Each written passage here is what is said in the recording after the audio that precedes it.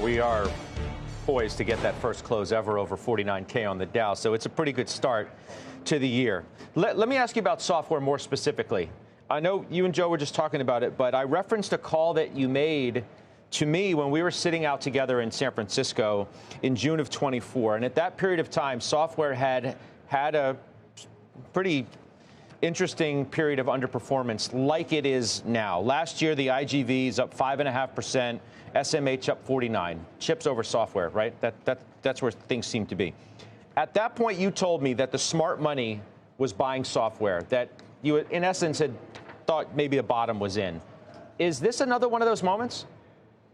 You know, it's a good point, Scott. I'm sitting here looking at my software multiple chart. Look at that peak in 2021, right? We're almost 17 times forward revenue. Today, we're at about 4.2 times. So we're at a generational low in terms of the multiple for software. And let's really just peel back why, right? There's a belief in the world today that I can just go to Claude Code or I can go to Codex at OpenAI. I can tell it what I want, and I can literally have it build a customer relationship management system for my business in about an hour, right? And so why do I need to buy a bunch of seats from, you know, a licensed software company? And to be sure, this is forever going to change software. It already has.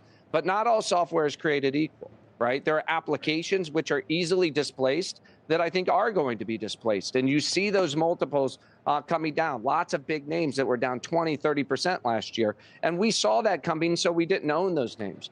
But there are other companies that we own and love, like Databricks and Snowflake, that are actually accelerating. Why are they accelerating? They are the data substrate upon which enterprises are building agentic solutions. So when you talk about using Cursor to go build yourself an application, where do you think it sits on top of? It sits on top of that substrate that Snowflake or that substrate that Databricks has built. So we think the world is getting it wrong by treating all this stuff the same and throwing it all out.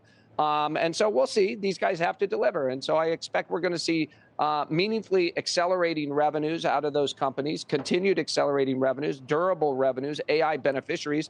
And I think the AI beneficiaries will be rewarded. But I think for the other companies, you know, they have to prove that they are AI durable. Remember this.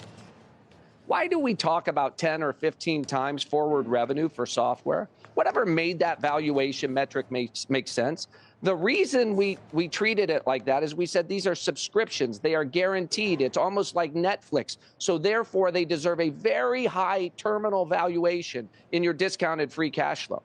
Now, what happens when that future gets thrown up in the air and you say, I don't know if these things are going to be that durable, if companies are going to need those subscriptions? The multiple, right? The discount rate goes up and the multiple compresses dramatically. That's what you've seen happen. Now, here's what I would say. Now is the time to go sniffing in software. 90% of the consensus is correct. 90% of the companies that are down deserve to be down. Find the 10% that got thrown out with the bathwater. Find the 10%, right, that are going to benefit from AI. Maybe it's a Samsara.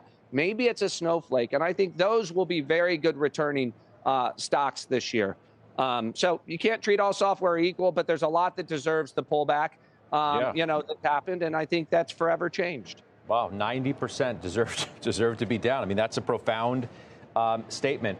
We will leave it there. I really appreciate getting your views in this very early part of this year. And honestly, to see what's happened with Invest America has been amazing, too. And I think I'm going to see out in San Francisco back on TV next month, and we'll talk about that. But congratulations on your efforts there as we watch that and the gifts that have been given by Michael Dell, his wife, et cetera, and I'm sure many others to follow. Brad, thank you.